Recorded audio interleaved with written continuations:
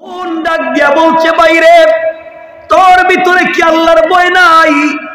আল্লাহর কাছে ফিরে যাওয়ার কি তোমার ভয় নাই? রব বলেছে, ওয়াত্তাকু, ভয় করো ওই দিনকে, ইয়াওমান তুরজাউনা ফিহি ইলাল্লাহ, ভয় করো ওই দিনকে যেই দিন আমার কাছে তোমাকে ফিরে আসা লাগবে, ওই দিন তোমার হিসাব তোমাকে দেওয়া লাগবে।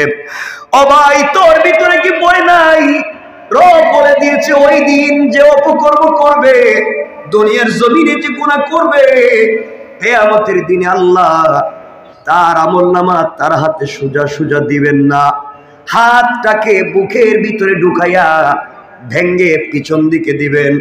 আর ফেরেশতাদেরকে বলবেন, গোলামের হাতে তার কিতাব আমলনামাটা দিয়ে দাও। আল্লাহ বলবেন, ইকরা কিতাবাকা কাফা বিনাফসিকাল ইয়াওমা আলাইকা হাসিবা। বান্দারে, জীবনে যা করছো গোলাম, চলার পথে যা করছে, এই যে তোমার হাতে ধরাইয়া দিলাম, তুমি পড়ো। এমন সময় ফেরেশতারা বলবে, আল্লাহ ওর মুখটা চোখটা তো সামনের দিকে, ওর হাত যে বুকের ভিতরে ঢুকাইয়া পিছন দিকে বের করলেন, আমলনামা তো পিছনে দিলেন, চেহারা সামন দিকে, আমলনামা পিছন দিকে, ও কেমনে দেখবে? আল্লাহ আমলনামাকে ঘুরাইয়া সামনে নিয়ে আসবো। ও আমার ভাই, তুই শুন, আল্লাহ ডাক দিয়া বলবেন, না না, ওর আমলনামা সামনে আনা যাবে না, আমলনামা সামনে দেওয়া যাবে না। ফেরেশতারা বলবে, আল্লাহ তাইলে আমল পড়বে কেমনে? আল্লাহ বলবেন, শোনো ফেরেশতারা, ওর ঘাড়টারে মটকাইয়া দাও, ওর ঘাড়টারে মটকাইয়া পিছন দিকে করে দাও, চিৎকার করে যেন কানতে থাকে, চিৎকার করতে থাকে। ভাইরে, তোর হাতটা বুকের ভিতরে ঢুকাইয়া পিছন দিকে বের করা হবে, এরপরে তোমার ঘাড়কে মটকাইয়া দেওয়া হবে। এরপর আল্লাহ বলবেন, খুযুহু ফাগুল্লু সুম্মাল জাহিমা সাল্লু। ওরে ধরো রে, ভালো করে ধরো, আর জাহান্নামের গরম শিকল দিয়া হাত পায়ে দড়ি লাগাও, অপমানিত গোলামের ন্যায় টেনে টেনে জাহান্নামে নিয়ে যাও। কেন রে ভাই, তুই এই গুনার কাজ করে আমার সঙ্গে এত অপরাধ করবি? কেন রে ভাই, তুই জাহান্নামের আগুনে জ্বলবি? ভাই, তোর মনে কি আল্লাহর ভয় নাই? তোমার মনে কি জাহান্নামে যাওয়ার ভয় নাই? তোমার মনে কি আল্লাহর সামনে দাঁড়াবার ভয় নাই? তুমি কেমনি আমার সঙ্গে ওই নাফরমানি করবা? আয় আল্লাহ, আমি তো গিয়েছিলাম জেনা করতে, যাকে আমার জীবন যৌবন দিয়ে স্বপ্নে দেখি, যাকে আমি স্বপ্নে লালন করি, পুরা জিন্দগি থেকে যাকে একটা মিনিট পেতে চাই, পুরা জিন্দগি ভর যাকে নিয়ে স্বপ্ন দেখছি, আমার ওই বোনকে আমার হাতের মুঠোয় পাইছি, শুধু তার হাত স্পর্শ করছি, আমি শুধু তার হাত ধরছি, ওই সময় বোন আমাকে এই ওয়াজ শোনাইয়া দিছে। আল্লাহ, ওই দিন একাকিত্বে নির্জনে পৃথিবীর কোনো মানুষ নাই, একমাত্র আমার বোন আর আমি ছাড়া। ওই দিন আমি তো গিয়েছিলাম খারাপ কাজ করতে, কিন্তু বোনের এক মিনিটের বক্তব্য শুনে তোমার ভয়ের কথা আমার ভিতরে ঢুকে গিয়েছিল।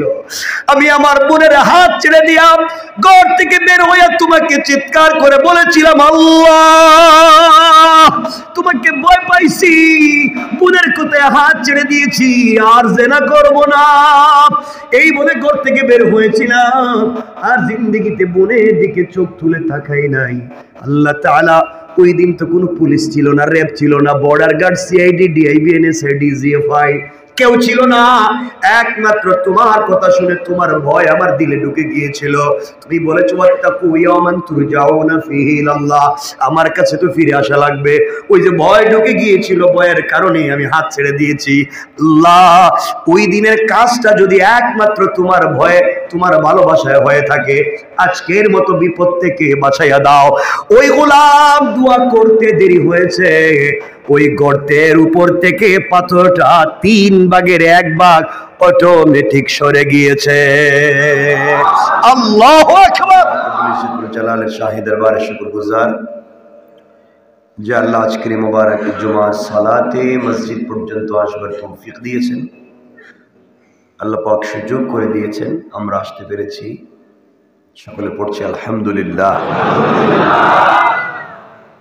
জুমার সালাতে আসার জন্য আগে আগে সাহাবায়ে কেরাম ফজরের নামাজ থেকে প্রতিযোগিতা করতেন। ফজরের সালাত থেকে তারা মসজিদে প্রতিযোগিতা করতেন যে কে কার আগে জুমার জন্য মসজিদে যাবে। এই জন্য জুমার নামাজ যখন হয় এর আগে অর্থাৎ ফজরের সালাতের সময় তার প্রতিযোগিতা শুরু করতেন জুমায় যাওয়ার জন্য। সুবহানাল্লাহ বললেন। এতে অনেক বড় কল্যাণ এবং ফজিলত, এটা আপনারা জানেন। আল্লাহ রাব্বুল ইজ্জত ওয়াল জালালের পয়গম্বর রাসূল পাক সাল্লাল্লাহু আলাইহি ওয়াসাল্লাম বলেছেন,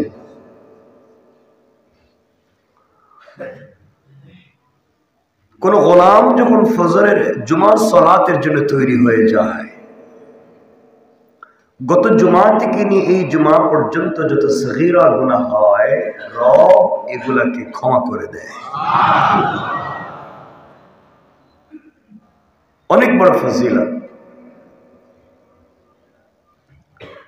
আল্লাহ তাআলা আমাদেরকে সুযোগ করে দিয়েছেন, আমরা আসতে পেরেছি।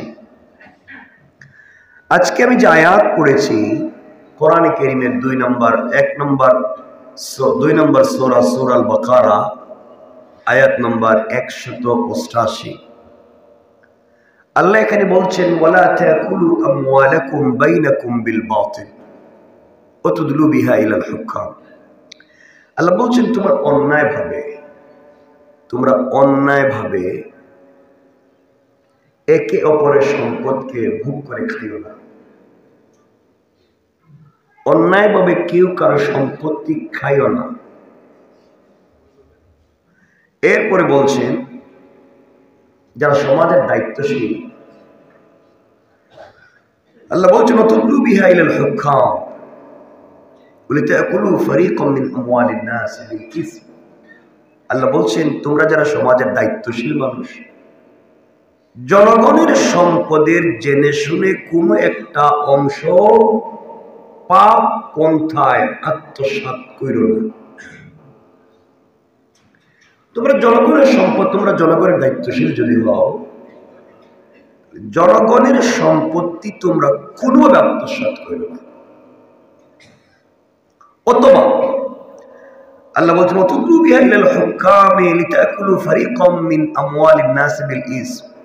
এটা এভাবে হতে পারে যে জনগণের সম্পদের কিছু একটা অংশ জেনে শুনে পাপ পন্থায় আত্মসাৎ করার উদ্দেশ্যে শাসন কর্তৃপক্ষের হাতে তুলে দিও না। আমার কথা বুঝলেন? আমি 3 ভাবে কথা বলছি, বুঝতে পেরেছেন? 1 নম্বর হলো তোমরা অন্যায়ভাবে কারো সম্পত্তি ভোগ দখল করো না। 2 নম্বর তোমরা যারা সমাজের দায়িত্বশীল মানুষ, তোমরা জনগণের সম্পত্তি কোনোভাবে গ্রাস করো না। 3 নম্বর বলছি তোমরা একে অপরের সম্পদকে অথবা জনগণের কোনো একটা অংশের সম্পদকে পাপ পন্থায় আত্মসাৎ করার উদ্দেশ্যে শাসন কর্তৃপক্ষের হাতে, প্রশাসনের কাছে, রাষ্ট্রের কোনো একটা অংশের কাছে তোমরা পাবলিকের সম্পদ উঠাইয়া দিও না। এই যে 3টা কথা বলছি, বলেন তো এই 3 কথা থেকে কি আমরা বাহিরে আছি? হয়তো আমরা নিজেরাই কারো না কারো সম্পদ দখল করে খাই, কোনো না কোনোভাবে আমরা পাবলিকের সম্পত্তি মেরে খাই, অথবা যারা সমাজের দায়িত্বশীল নেতা তারা জোর জবরদস্তি করে পাবলিকের সম্পত্তি দখল করে মেরে খায়। যারা বড় চেয়ারে বসে তারা ছোট চেয়ারের মানুষের সম্পত্তি মেরে খায়। অথবা নিজের সম্পত্তি বাঁচাবার জন্য সরকার এই জায়গাটাকে অ্যাকোয়ার করতেছে একটা কাজ করার জন্য, এই সম্পত্তি বাঁচাবার জন্য আরেকজন গরিবের সম্পত্তি অ্যাকোয়ার করাইয়া দিয়ে দেয়। কথা বলেন না কেন? এগুলো আছে না সমাজে? রব বলেছেন তোমরা যে পন্থাই কাজগুলো করো না কেন, সকল পন্থা এটা হারাম। সকল পন্থা কি? বলেন, সকল পন্থা হারাম। এটা হলো সূরা বাকারার 188 নম্বর আয়াত। সূরা নিসার 29 নম্বর আয়াতে আল্লাহ আরো সুন্দর করে বলছেন, মানে আরো পরিষ্কার করে বুঝাইছেন। আল্লাহ বলছেন ইয়া আইয়ুহাল্লাযীনা আমানু এখন তিনি মুমিনদেরকে আল্লাহ বলছেন, আগে তো পুরো পাবলিককে বলছেন, এখন আলাদা করে মুমিনকে বলছেন, ইয়া আইয়ুহাল্লাযীনা আমানু, তোমরা যারা ঈমান এনেছো মনে করো যে তুমি মুমিন। তুমি মনে করছো তুমি মুমিন, তুমি মনে করতেছো যে তুমি ভালো মানুষ। আল্লাহ বলছেন তুমি যদি ইমানদার মনে করো, লা তাকুলু আমওয়ালাকুম বাইনাকুম বিল বাতিল। আল্লাহ বলছেন তোমরা একে অপরের সম্পদকে অন্যায়ভাবে মেরে খেও না, যদি নিজেকে তোমরা মুমিন দাবি করো। কি দাবি করো? কথা বলেন না। এখন দেখা যায় অনেক নামাজি মুমিন, নামাজ পড়ার পরেও তার দলের নেতা কর্মীদেরকে দিয়ে আরেকজনের জায়গা, আরেকজনের বাড়ি, আরেকজনের বিল্ডিং, আরেকজনের ব্যবসা প্রতিষ্ঠান দখল করায়। কথা বলেন না কেন? আবার নিজেকে মুমিন দাবি করে। রব বলছেন এগুলো হবে না। আপনি অন্যায়ভাবে কারো সম্পত্তি দখল করলেন, অথবা যে কোনো পন্থায় ভয় ভীতি দেখাইয়া জোর জবরদস্তি করে, অথবা হুমকি দমকি দিয়া, অথবা তারে হামলা মামলায় ফেলে বিপদগ্রস্ত করে তার সম্পত্তি আপনি আদায় করে নিলেন, কোর্ট আপনাকে দিয়ে দিল। আপনাকে যদি পুরা দুনিয়ার পূর্ব থেকে পশ্চিম, উত্তর থেকে দক্ষিণ, পুরা দুনিয়ার কোর্ট যদি আপনার পক্ষে রায় দেয়, রব বলেছেন আমার কোর্টে তুমি জাহান্নামী। কথা বুঝতে পারলেন? কারণ তুমি জবরদস্তি করেছো, হারাম কাজ করেছো, নোংরামি করেছো। এই জন্য আমার পক্ষে কোর্ট রায় দিয়েছে। আমি আরেকজনের সম্পত্তিকে নিজে, ও বেচারার সম্পত্তি, হে 30 বছর আগে কিনছে, দলিল করেছে ঠিকই, কিন্তু হয়তো খাজনা খারিজ করে নাই। তুমি 30 বছর পরে কিনেই তুমি খাজনা খারিজ করতে গিয়ে ওই জায়গাটারও তুমি ঢুকাইয়া দিছ। হালাল না হারাম হয়েছে? কথা বলেন না কেন? বলেন তো, এই বিষয়ের সাথে আমরা জড়িত নাই? কোনো না কোনো ভাবে আমরা জড়িত। কথা বলেন না কেন? জান্নাতে যাওয়া যাবে। যেন আজকের আলোচনায় বুঝাতে চাচ্ছি, আমি কাবাগরের ইমাম হতে পারি, আমি বনি ইসরাইলের পয়গম্বর মুসার মতো হয়ে যেতে পারি, কিন্তু আমি যদি সরিষার দানা পরিমাণ কার হক মেরে খাই, আল্লাহ তাকে জাহান্নামে না দেওয়া পর্যন্ত ক্ষমা করবেন না। এখন দেখেন তো, আমরা কারো হক মারছি না। আমার কথা কি বুঝতে পারতেছেন? দেখেন তো, কারো হক মারছি আমরা, বোনের হক মারলাম কিনা, ভাইয়ের হক মারলাম কিনা, মা বাপের হক দিলাম কিনা, আত্মীয় স্বজনের হক দিলাম কিনা, এগুলো আপনারা আমরা দেখি। দিন শেষে যে কথা বলতে চাই, এভাবেই যদি চলতে থাকে, আমরা অনেককেই বলি হুজুর দিনের কাজকে দিনের জায়গায় রাখেন, সামাজিক কাজকে আমাদের হাতে দেন। এই সামাজিক কাজগুলো ওদের হাতে দেওয়ার কারণেই সমাজে চাঁদাবাজি, নোংরামি ভরে গিয়েছে। এই জন্য সকল জায়গায়, সকল সেক্টরে এমন মানুষের দরকার যার ভিতরে আছে আল্লাহর ভয়। কার ভয়? সবাই বলেন না। আল্লাহ বলছেন আমার ভয় যদি কারো ভিতরে ঢুকে যায়, আল্লাহ বলছেন সে অপরাধ করতে পারে, আমি ওয়াদা দিলাম তাকে ক্ষমা করে দেব। আপনারা 3 বন্ধুর গল্প জানেন না, যে গর্তে পড়ে গিয়েছিল, আল্লাহ তাদেরকে হেফাজত করছিলেন। একজনকে কে কইতে পারে না, সবাই বললো জানে। এখন 3 বন্ধু ঝড় তুফানে গর্তে পড়ছিল। হ্যাঁ, ইউসুফ না, 3 বন্ধু গর্তে পড়ে গিয়ে দোয়া করছিল, আল্লাহ জীবনে যা করছি এই ভালো কাজটা করছি। মনে আছে কারো? বলেন তো 1 নম্বর কে? হ্যাঁ,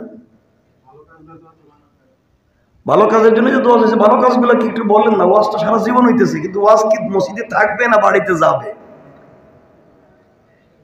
একজন জেনাকার, জেনা করেনি, জেনা করতে গিয়েছিল। আরেকজন মাকে ভালোবাসতে গিয়ে সন্তানকে খাবার দেয়নি, নাকি? আরেকজন কিছু একটা কন্যা শ্রমিকের টাকা দেয় না, কিন্তু এটা চুরি। হ্যাঁ, এই তো বলতে মানে হয়তো কথা পরিষ্কার হয়নি, কিন্তু আমি আপনাদেরকে বোঝাচ্ছি। দেখেন, মনে রাখবেন তিনটা কোট। জীবনে যদি কোনো আপনি সরিষার দানা পরিমাণও ভালো কাজ করেন, করার আয়াত মনে রাখবেন, আল্লাহ বলছেন ওয়াত্তাকু ইয়াওমান তুরজাউনা ফীহি ইলাল্লাহ সুম্মা তুওয়াফা কুল্লু নাফসিন মা কাসাবাত ওয়া হুম লা ইউজলামুন। আল্লাহ বলছেন, বান্দা তুমি যা মন চায় করো, কিন্তু তোমাকে দুটো জিনিস স্বীকার করে নিতে হবে, দুটো জিনিস মানতে হবে। তোমার যা মন চায় করো, আমি তো তোমারে ঢিলা দিছিলাম, তোমার যা ভালো লাগে করো, কিন্তু হিসাব দুটো জিনিস মনে রাখবা। একটা হচ্ছে তুমি দিন শেষে আমার কাছে ফিরে আসতে হবেই। কথা বলেন না কেন? আল্লাহর কাছে যাওয়া লাগবে না? ওয়াত্তাকু ইয়াওমান তুরজাউনা ফীহি ইলাল্লাহ, তুমি আমার কাছে ফিরে আসতে হবেই। তুমি যত দূর যাওয়ার যাই করো, আশা লাগবে আমার কাছে। 2 নম্বর, তোমার পুরা জিন্দেগির হিসাব আমার সামনে দিতে হবেই। সুম্মা তুওয়াফা কুল্লু নাফসিন মা কাসাবাত, যা করেছো ওয়া হুম লা ইউজলামুন। সরিষার দানা পরিমাণও যদি কোনো কাজ করে থাকে, তারও হিসাব আমার সামনে দিতে হবে। তাহলে দুটো জিনিস পরিষ্কার, আমরা যা মন চায় করি, রবের কাছে ফিরে যাওয়া লাগবে। বলেন বলেন, হিসাব দেওয়া। এই দুই জিনিসের যদি ভয় ঢুকে যায় যে রবের সামনে যাওয়া লাগবে, হিসাব দেওয়া লাগবে, এই মানুষ শয়তানি করতে পারে, গুনার কাজ করতে পারে, মানুষের হক মাইরে খাইতে পারে, ওজনে কম দিতে পারে, 1 নম্বর মাল দেখে 2 নম্বর মাল বিক্রি করতে পারে। বলতেছে এই যে মেড ইন জাপান, অথচ হ্যাঁ এটা ধুলে খেলে বানাইছে। কতক্ষণ লাগে? হ্যাঁ নিজেই বানাইছে, মেড ইন জাপান দিয়ে বিক্রি করে দিচ্ছে। কি করলেন আপনি? আপনি তো পুরো জিন্দেগি হারাম করে দিলেন। কারণ ওই টাকার খাবার আপনার পেটে গেলে আপনার রক্তে যাবে, ব্লাড হবে, ওখান থেকে সন্তানে যাবে, স্ত্রীতে যাবে, পুরো ফ্যামিলি তো আপনি জাহান্নামী বানাইছেন এই কাম করে। অনেক মানুষ আছে চায়না থেকে মাল আনে, ওখানে চায়নায় মাল মেড ইন লেখে, made in USA, made in UK, Germany. কাজটা কি ভালো হয়েছে? কথা বলেন না। এগুলোর সাথে আমরা জড়িত না। শুধু আমারে বলেন যে আমরা না, হ্যাঁ কিছু কয় না দিকে, আমরা না এগুলোর সাথে, আমরা এগুলোর সাথে নাই। কেন বাবা? এই তো আমরা জাহান্নামে যাই, এই কাজই আমাদের জাহান্নামে যাওয়ার কাজ। দেখেন, রবের কাছে একটা সরিষার দানা পরিমাণ ভালো কাজ করবেন, রব ব্যাক দিবে। সরিষার দানা পরিমাণ গুনার কাজ করবেন, হিসাব দিতে হবে। আল্লাহ রাব্বুল ইজ্জত ওয়াল জালাল তার পয়গম্বরকে জানাইয়া দিলেন, শোনো আমার বন্ধু,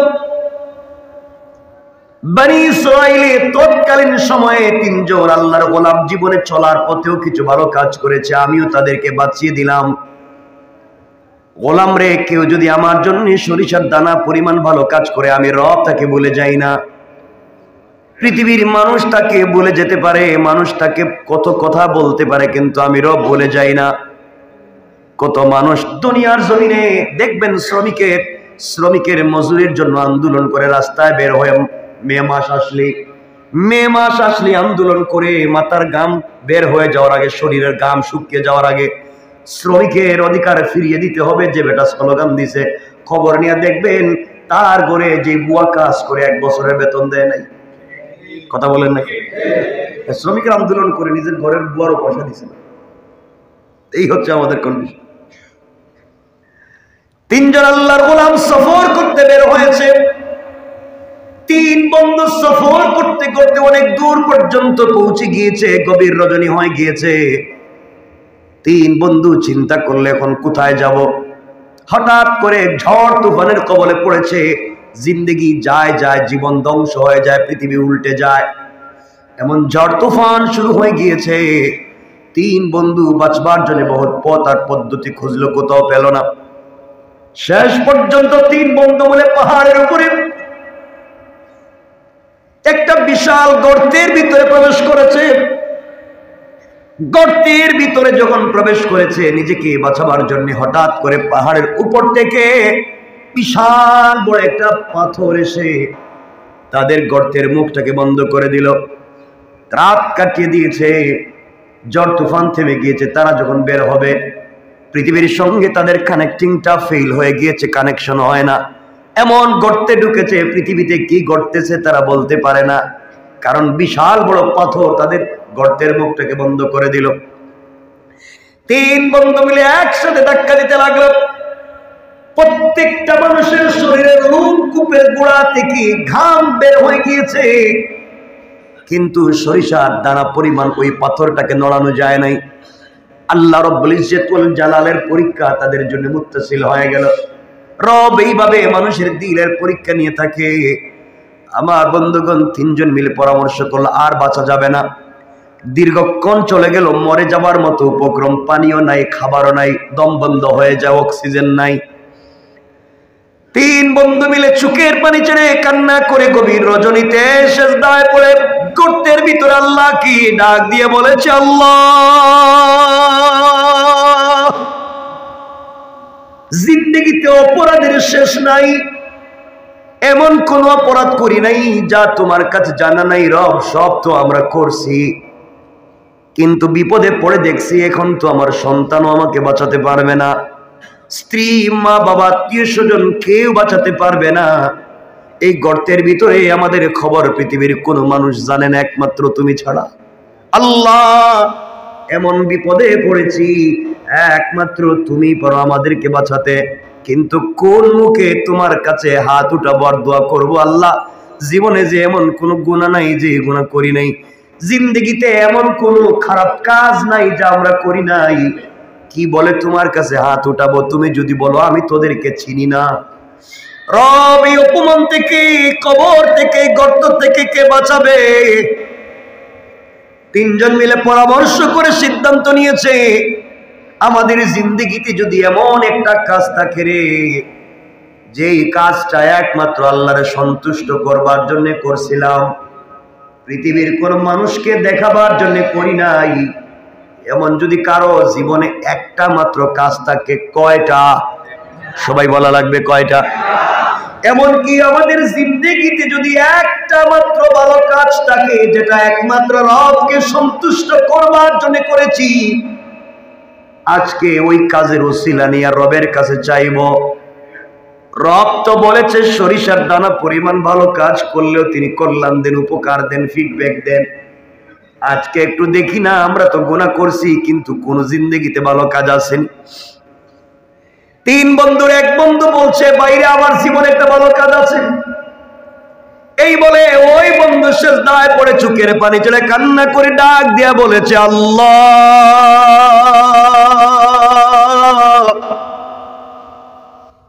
আমার জিন্দেগিতে একটা ভালো কাজের কথা আমার মনে পড়েছে। রব, আমার মন বলছে এই কাজটা একমাত্র তোমার জন্য আমি করছি, পৃথিবীর কেউ আমাকে বাধা দিতে পারবে না। আয় আল্লাহ, আমার চাচাতো বোন, যাকে আমি প্রাপ্ত বয়স্ক হওয়া থেকে যার পিছনে লেগে আছি, যাকে একটা বার স্পর্শ করতে চাই, একটা বার আলিঙ্গন করতে চাই, আমি তার সঙ্গে জেনা করতে চাই, মেলামেশা করতে চাই, তার মতো সুন্দরী মেয়ে আর নাই। কিন্তু আল্লাহ, কোনোদিন তাকে আমার ভাগে নিয়ে আসতে পারলাম না, কোনোভাবে কথা বলে ফুসলাতে পারলাম না। আমার ওই চাচাতো বোনের বিয়ে হয়ে গিয়েছে। বিয়ে হয়ে যাওয়ার পরে, তার স্বামীর বাড়িতে যাওয়ার পরে কিছুদিন পরে তার কি একটা বিপদ হয়েছে, তার সন্তান একটা হয়েছে, কিন্তু আমার মাথা থেকে তার চিন্তা যায় নাই। আমি তখনও সুযোগ খুঁজছিলাম, বোনকে যদি কোনোভাবে পাই তার সঙ্গে জেনা করব। আল্লাহ, বোন আমার কাছে কিছু ঋণের জন্য আসছিল। আমি বলছি, বোন রে, তুই যখন আমার কাছে ঋণ চাইছ, যা চাইবে তাই দিব, ঋণ না একেবারেই দিব। বিনিময়ে তোমার কাছ থেকে আমি পার্সোনাল কিছু সময় চাই, পার্সোনাল টাইম চাই। তুমি কি আমাকে একাকিত্বে, নির্জনে আমাকে সময় দিতে পারবা? আয় আল্লাহ তাআলা, আমার বোন দেখেছি পৃথিবীতে এই মুহূর্তে টাকা ছাড়া তার সন্তান বাঁচবে না, তার পরিবার চলবে না। সে টাকার জন্য রাজি হয়ে গিয়েছে, আমি তাকে টাকা দিয়ে দিয়েছি। আয় আল্লাহ, আমি নির্ধারিত সময় আর দিন বলে দিলাম। নির্ধারিত সময়ে যখন সে যে ঘর বলেছে আমি ঘরে পৌঁছে গেলাম।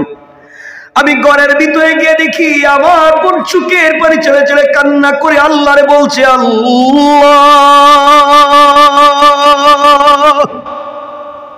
পুরা জিন্দগি সতীত্বের হেফাজত করেছি, পুরা জিন্দগি নিজের চরিত্রের হেফাজত করেছি। আল্লাহ, আজ না আমি বড় বিপদগ্রস্ত। আল্লাহ, কিছু ঋণ আনবার কারণে ও আমার সাথে জেনা করতে চায়। আল্লাহ, আমার চরিত্র নষ্ট করে দিতে চায়। রব, তুমি কি পারো না তোমার একজন বান্দিকে হেফাজত করতে? রব, তুমি কি পারো না আমার চাচাতো ভাইয়ের দিল থেকে এই কুকর্মগুলাকে দূর করে তোমার দ্বীনের বুঝ দিতে? আল্লাহ, তার ভিতরে কি তোমার ভয় ঢুকাইয়া দিতে পারো না? আমি ঘরের ভিতরে গিয়ে আমার বোনের হাত ধরেছি। বোন ডাক দিয়া বলছে, বাইরে তোর ভিতরে কি আল্লাহর ভয় নাই? আল্লাহর কাছে ফিরে যাওয়ার কি তোমার ভয় নাই? রব বলেছে, ওয়াত্তাকু, ভয় করো ওই দিনকে, ইয়াওমান তুরজাউনা ফীহি ইলাল্লাহ, ভয় করো ওই দিনকে যেই দিন আমার কাছে তোমাকে ফিরে আসা লাগবে, ওই দিন তোমার হিসাব তোমাকে দেওয়া লাগবে। ও ভাই, তোর ভিতরে কি ভয় নাই? রব বলে দিয়েছে, ওই দিন যে অপকর্ম করবে, দুনিয়ার জমিনে যে গুনাহ করবে, কিয়ামতের দিনে আল্লাহ তার আমলনামা তার হাতে সোজা সোজা দিবেন না। হাতটাকে বুকের ভিতরে ঢুকাইয়া ভেঙ্গে পিছন দিকে দিবেন, আর ফেরেশতাদেরকে বলবেন গোলামের হাতে তার কিতাব আমলনামাটা দিয়ে দাও। আল্লাহ বলবেন, ইকরা কিতাবাকা কাফা বিনাফসিকাল ইয়াওমা আলাইকা হাসিবা। বান্দারে, জীবনে যা করছো গোলাম, চলার পথে যা করছে, এই যে তোমার হাতে ধরাইয়া দিলাম, তুমি পড়ো। এমন সময় ফেরেশতারা বলবে, আল্লাহ, ওর মুখটা চোখটা তো সামনের দিকে, ওর হাত যে বুকের ভিতরে ঢুকাইয়া পিছন দিকে বের করলেন, আমলনামা তো পিছনে দিলেন, চেহারা সামন দিকে, আমলনামা পিছন দিকে, ও কেমনে দেখবে? আল্লাহ, আমলনামাকে ঘুরাইয়া সামনে নিয়ে আসবো। ও আমার ভাই, তুই শুন, আল্লাহ ডাক দিয়া বলবেন, না না, ওর আমলনামা সামনে আনা যাবে না, আমলনামা সামনে দেওয়া যাবে না। ফেরেশতারা বলবে, আল্লাহ, তাইলে আমল পড়বে কেমনে? আল্লাহ বলবেন, শোনো ফেরেশতারা, ওর ঘাড়টারে মটকাইয়া দাও, ওর ঘাড়টারে মটকাইয়া পিছন দিকে করে দাও, চিৎকার করে যেন কানতে থাকে, চিৎকার করতে থাকে। ভাইরে, তোর হাতটা বুকের ভিতরে ঢুকাইয়া পিছন দিকে বের করা হবে, এরপরে তোমার ঘাড়কে মটকাইয়া দেওয়া হবে। এরপর আল্লাহ বলবেন, খুযুহু ফাগুল্লু সুম্মাল জাহিমা সাল্লু। ওরে ধরো রে, ভালো করে ধরো, আর জাহান্নামের গরম শিকল দিয়া হাত পায়ে দড়ি লাগাও, অপমানিত গোলামের ন্যায় টেনে টেনে জাহান্নামে নিয়ে যাও। কেন রে ভাই, তুই এই গুনার কাজ করে আমার সঙ্গে এত অপরাধ করবি? কেন রে ভাই, তুই জাহান্নামের আগুনে জ্বলবি? ভাই, তোর মনে কি আল্লাহর ভয় নাই? তোমার মনে কি জাহান্নামে যাওয়ার ভয় নাই? তোমার মনে কি আল্লাহর সামনে দাঁড়াবার ভয় নাই? তুমি কেমনি আমার সঙ্গে ওই নাফরমানি করবা? আয় আল্লাহ, আমি তো গিয়েছিলাম জেনা করতে, যাকে আমার জীবন যৌবন দিয়ে স্বপ্নে দেখি, যাকে আমি স্বপ্নে লালন করি, পুরা জিন্দগি থেকে যাকে একটা মিনিট পেতে চাই, পুরা জিন্দগি ভর যাকে নিয়ে স্বপ্ন দেখছি, আমার ওই বোনকে আমার হাতের মুঠোয় পাইছি, শুধু তার হাত স্পর্শ করছি, আমি শুধু তার হাত ধরছি। ওই সময় বোন আমাকে এই ওয়াজ শোনাইয়া দিছে, আল্লাহ, ওই দিন একাকিত্বে নির্জনে, পৃথিবীর কোনো মানুষ নাই, একমাত্র আমার বোন আর আমি ছাড়া। ওই দিন আমি তো গিয়েছিলাম খারাপ কাজ করতে, কিন্তু বোনের 1 মিনিটের বক্তব্য শুনে তোমার ভয়ের কথা আমার ভিতরে ঢুকে গিয়েছিল।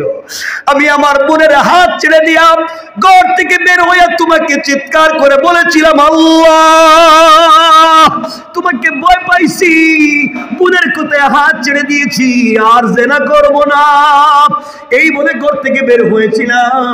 আর জিন্দেগিতে বোনের দিকে চোখ তুলে তাকাই নাই। আল্লাহ তাআলা, ওই দিন তো কোনো পুলিশ ছিল না, র্যাব ছিল না, border guard, CID, DIB, NSA, DGFI কেউ ছিল না। একমাত্র তোমার কথা শুনে তোমার ভয় আমার দিলে ঢুকে গিয়েছিল। তুমি বলেছো ওয়াত্তাকু ইয়াওমান তুরজাউনা ফীহি ইলাল্লাহ, আমার কাছে তো ফিরে আসা লাগবে। ওই যে ভয় ঢুকে গিয়েছিল, ভয়ের কারণে আমি হাত ছেড়ে দিয়েছি। আল্লাহ, ওই দিনের কাজটা যদি একমাত্র তোমার ভয়ে, তোমার ভালোবাসায় হয়ে থাকে, আজকের মতো বিপদ থেকে বাঁচাইয়া দাও। ওই গোলাম দোয়া করতে দেরি হয়েছে, ওই গর্তের উপর থেকে পাথরটা 3 ভাগের 1 ভাগ অটোমেটিক সরে গিয়েছে। আল্লাহু আকবার। চিন্তা করেন কি বলতে চাই। আল্লাহর গোলাম বুঝতে পেরেছে। এবার আপনারাও বুঝেন, জীবনে ভালো কাজ করলে রব কিন্তু ফিডব্যাক দিবে। আপনি আল্লাহর পক্ষ থেকে বারাকাত পাবেন, এতে কোনো সন্দেহ নাই। কাজটা যদি হয় নির্বেজাল আল্লাহর জন্য, খালিস নিয়তি আল্লাহর জন্য যদি হয়, দুনিয়ায় ইজ্জতের জিন্দেগি পাবেন, আখিরাতেও রবের কাছ থেকে পুরস্কার পাবেন। ওই জন্য 2 হাত জোড় করে আপনাদেরকে বলি, প্রয়োজনে আপনাদের পায়ে ধরি, বলি বলেন যদি বাসায় গিয়া পায়ে ধরতে তাও ধরি। আল্লাহর ওয়াস্তে চলার পথে রবকে ভয় করা শিখুন, হারাম কাজ থেকে নিজেকে বাঁচান। যেই সন্তান পরিবার আত্মীয় স্বজনের জন্য এত কষ্ট করি, কিয়ামতের দিন কিন্তু কেউ আমার আপনার আশেপাশে থাকবে না। সন্তান বাবার পরিচয় দিবে না, স্ত্রী স্বামীর পরিচয় দিবে না, মা বাবা সন্তানের পরিচয় দিবে না। ওই সময় একমাত্র নেক আমল তোমার আমার কল্যাণে আসবে। কথায় কথা চলে আসছে, মাঝখান দিয়ে বলে দেই, যদি আপনি জিন্দেগিতে দুনিয়ার জমিনে কোরআন তিলাওয়াত করা শিখতে পারেন, কোরআন তিলাওয়াত করেন, শুধুমাত্র কোরআন তিলাওয়াত, এত ছোট্ট একটা আমলও যদি করেন, আল্লাহর রাসূল সাল্লাল্লাহু আলাইহি ওয়াসাল্লাম বলে দিয়েছে, পৃথিবীর জমিনে কেউ যদি কোরআন তেলাওয়াতকারী হয়, ওই কোরআন তেলাওয়াত তাকে জান্নাতে না পৌঁছানো পর্যন্ত আল্লাহর দরবারে সুপারিশের শাফাআত করা বন্ধ করবে না। সুবহানাল্লাহ পড়েন। ওই আল্লাহর গোলাম যখন কান্না করছে, কবর 3 ভাগের 1 ভাগ, গর্তের ভিতর থেকে পাথর 3 ভাগের 1 ভাগ সরে গিয়েছে। আর একজন গোলাম সিজদায় পড়ে ডাক দিয়া বলছে, আল্লাহ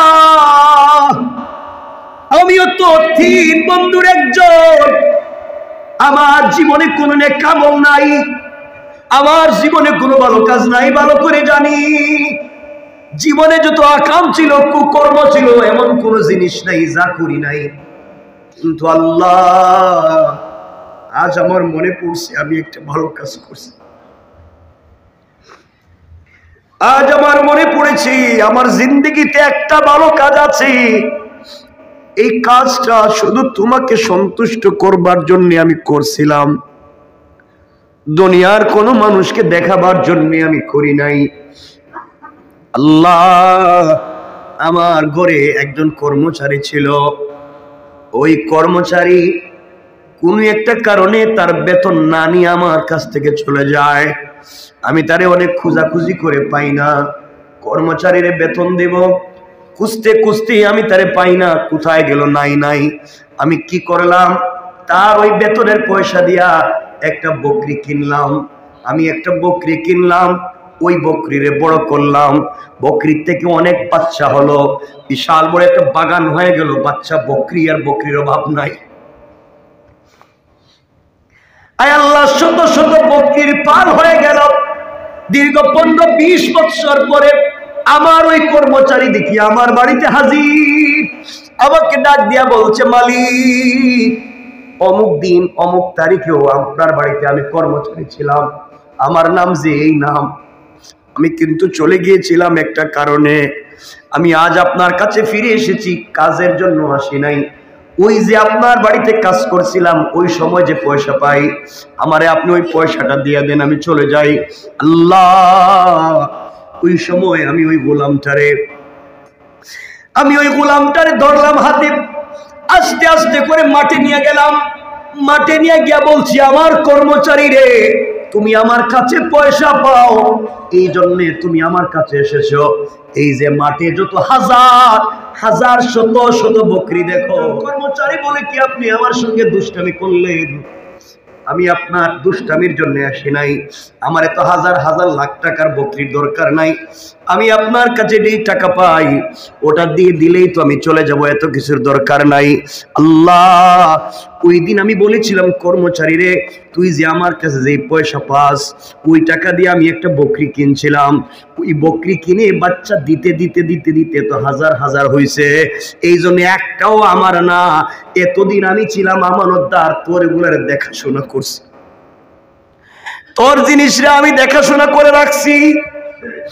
জানি না ঠিক মতো আমানত রক্ষা করতে পারছি কিনা, তোমার সম্পদের আমানত রক্ষা করতে পারলাম কিনা। মালিক তার কর্মচারীরে বলতেছে, আর আমরা কর্মচারীর সঙ্গে যেই ব্যবহার করি, মনে রাখবেন আজকে সে কর্মচারী, কাল হয়তো আখেরাতে সে মালিক হয়ে যাবে। আপনি গোলামের মতো তার পিছনে ঘুরবেন, তার দিলে যদি কষ্ট দেন, কোনোভাবে যদি সে কষ্ট পায়, কিয়ামতের দিন বুঝবেন কর্মচারীর আপনার কি প্রয়োজন, ওই দিন বুঝবেন। এই জন্য আল্লাহর ওয়াস্তে, আল্লাহ যাদেরকে পয়সার মালিক বানাইছেন, কর্মচারীর সঙ্গে খারাপ আচরণ করবেন না, খারাপ ব্যবহার করবেন না। আমার বন্ধুগণ, ওই দিন বুঝবেন আমার কথাটার কত দাম ছিল, কত লউড ছিল। আল্লাহর গোলামের কথা শুনে কর্মচারী সিজদায় পড়ে ডাক দিয়া বলেছে, আল্লাহ, যেই মালিক কর্মচারীর পয়সার আমানত রক্ষা করার জন্য এত বড় বড় বড় বিজনেস বানাইছে, বকরির পাল বানাইছে, আল্লাহ আমার ওই মালিক রে দুনিয়ায় ইজ্জতের জিন্দেগি দিও, ইন্তেকালের পরে জান্নাতুল ফিরদাউস দিও। আল্লাহু আকবার। আয় আল্লাহ, ওই দিন যে হাসি মুখে আমি আমার কর্মচারীর কাছে যে সম্পদগুলা তাকে ফিরাইয়া দিলাম, তার ওই টাকা দিয়া যে এত কিছু বানাইলাম, আমি চাইলে ওই সময় তাকে যে টাকা সে পায়, 500 দিনার 100 দিনার দিরহাম পায়, ওটা দিয়ে দিলেই সে খুশি হয়ে যাইতো। কিন্তু এতদিন পরে আসছে, আমি তারে একটা বকরি দিলেই সে খুশি হয়ে যাইতো। আমি তারা যে হাজার হাজার বকরি দিয়ে দিলাম, এই যে একমাত্র আমানত রক্ষা করার জন্যে, আমানত রক্ষা করলাম, এই যে তোমাকে ভালোবেসে তোমার ভয়ে আমি ওই কাজ করলাম। আল্লাহ, ওই দিনের কাজ যদি তোমার কাছে পছন্দ হয়, আজ কি তুমি আমাদেরকে বিপদ থেকে বাঁচাতে পারো না? তুমি না বলছো ভালো কাজ করে দোয়া চাও, কল্যাণের কাজ করে কল্যাণের উসিলা নিয়ে দোয়া চাও। আয় আল্লাহ, এই ভালো কাজের কথা স্মরণ করে তোমার কাছে হাত উঠে দোয়া চাইলাম, বলো না তুমি কি আমাদেরকে ক্ষমা করে দিবা না, বাঁচাবা না? আল্লাহর গোলাম ওইভাবে কান্না করে দোয়া করতে দেরি হয়েছে, তাদের মাথার উপর থেকে ওই পাথরের 3 ভাগের 2 ভাগ সরে গিয়েছে। আল্লাহু আকবার। 2 ভাগ সরে গিয়েছে।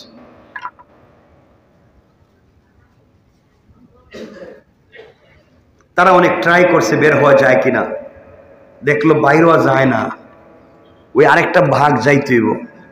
2 জন বন্ধু যখন আল্লাহর কাছে দোয়া করছে, আল্লাহ তাআলা তাদেরকে বাঁচাইয়া দিয়েছেন। 3 ভাগের 2 ভাগ পাথরটা গর্তের মুখ থেকে সরে গিয়েছে, আরেক ভাগ গেলেই তারা বাইর হইতে পারে। এখন তো 2 জন দোয়া করছে, এখন আরেকজন চিন্তা করছে, আমার জীবনে তো কোনো ভালো কাজ নাই, আমি তো বইলা কিন্তু লাভ হবে না। 2 বন্ধু বলছে, দোস্ত তুইও কিছু কর, আমার জীবনে তো কোনো ভালো কাজ নাই, জানি আমি তো তোদের চাইতেও খারাপ। না, মনে কর তোর কোনো ভালো কাজ আসেনি জীবনে, মনে করে দেখ, থাকলে একটু কল মানে, আজকে বাস্তবতে নিলে মরা ছাড়া পথ নাই।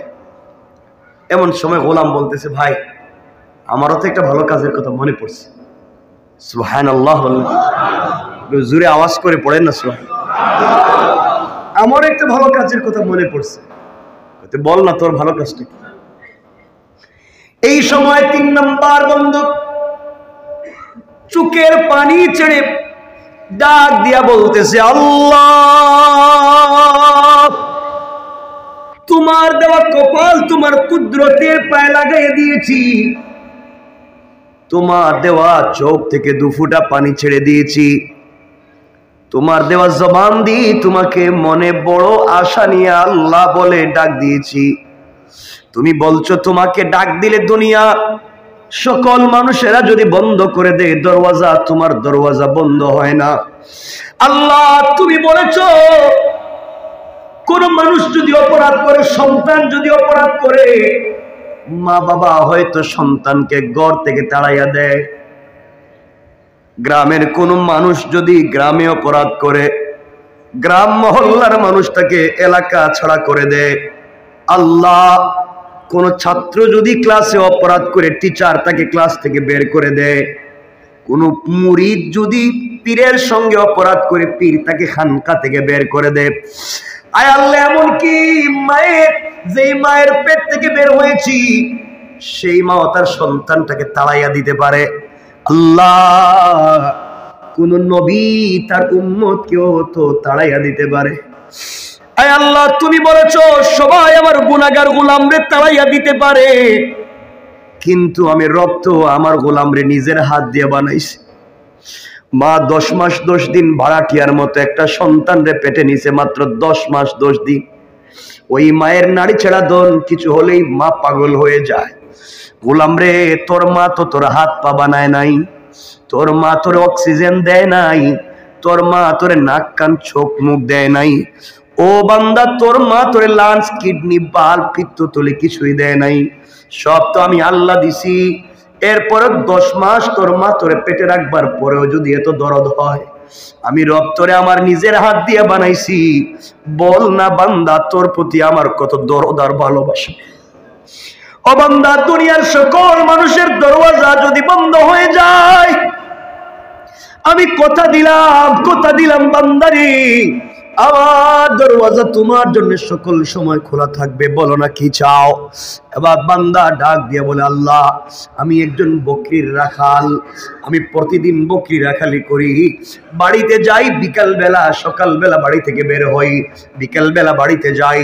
যাওয়ার পরে প্রথমে বকরির থেকে দুধ নেই, ওই দুধ নিয়ে প্রথমে আমার বৃদ্ধা মা বাপরে খাওয়াই। আমার মা তখন বেঁচে আছেন, আমার মারে দুধ পান করাই। মা ইচ্ছে মতো শান্তি মতো পেট ভরে দুধ পান করবার পরে বাকিটুকুন দুধ নিয়ে আমি আমার সন্তানদের কাছে বন্টন করে দিই।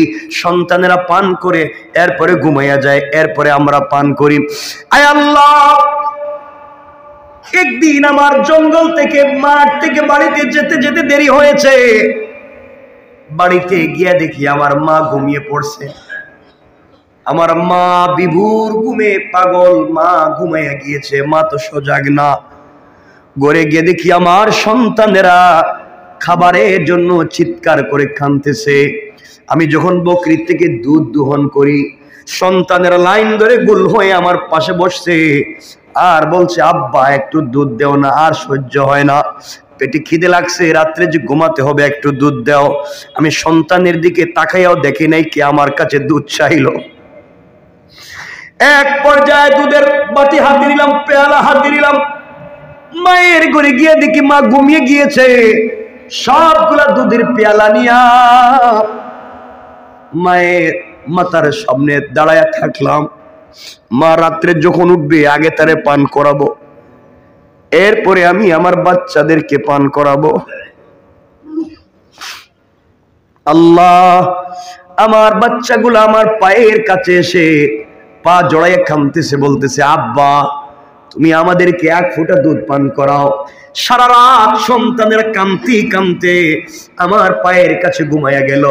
1 ফোঁটা দুধ আমি সন্তানদেরকে আগে দেই নাই। ওই মায়ের অপেক্ষা করতেছি মা কখন ঘুম থেকে উঠবে। আয় আল্লাহ, অমনি এইভাবে সারা রাত চলে গিয়েছে। সকালবেলা মা যখন ঘুম থেকে উঠছে, মা আমাকে দেখে তো হতভম্ব হয়ে গেছে। মা বলছে, বাবা তুই কি ঘুমাস নাই? সারা রাত কি করলি এখানে? মা আগে তুমি ঘুমিয়ে গিয়েছো, তোমাকে দুধ পান করাতে পারি নাই, এই জন্য সারা রাত এখানে দাঁড়াইয়া দাঁড়াইয়া দুধের পেয়ালা হাতে নিয়েছিলাম, তোমার যদি ঘুম ভাঙ্গে আমি তোমার আগে দুধ পান করাবো। মা বলছেন আমার নাতিগুলার অবস্থা এমন কেন? মা ওরা তো আমার কাছে আসছিল এক ফোঁটা দুধ পান করতে, আমি কিন্তু ওদেরকে আগে দেই নাই, আগে বলছি আমার মা, এরপরে তোমরা। ও মা, তোমার জন্য আমি সন্তানদেরকেও পান করাই নাই। আমার মা আমার জন্য তো দুহাত উঠে দোয়া করছে আর বলছে আল্লাহ আমার সন্তান আমার যে ভালোবাসা দিয়েছে, দুনিয়ায় কোনো বিপদে আমার সন্তানরে ফালাইও না। আয় আল্লাহ, ওই দিনের কাজ একমাত্র তোমাকে খুশি করার জন্য মায়ের জন্য দাঁড়িয়েছিলাম। আয় আল্লাহ তাআলা, চাইলে আমি আমার সন্তানদেরকে দুধ পান করাইতে পারতাম, চাইলে আমিও পান করতে পারতাম, চাইলে আমার স্ত্রীরও পান করাইতে পারতাম। মা যখন উঠবে তখন দিব, মায়ের জন্য তো অপেক্ষা করা দরকার ছিল না। একমাত্র তোমাকে ভালোবেসে, তোমাকে মোহাব্বত করে, তোমাকে পাওয়ার জন্যে, তোমাকে খুশি করার জন্য আমি যে কাজ করছি, এই কাজটা যদি ওই দিন তোমার কাছে পছন্দ হয়ে থাকে, আজকের বিপদ থেকে আমাদেরকে বাঁচাইয়া দাও উসিলা নিলাম। বলতে দেরি হয়েছে, কসম কসম রব্বে পাকের জাতে, ওই গোলাম দোয়া করে বলতে দেরি হয়েছে, পুরাটা পাথর তাদের গর্তের মুখ থেকে সরে যাইতে 1 মিনিটও দেরি করে নাই। সুবহানাল্লাহ জুড়ে।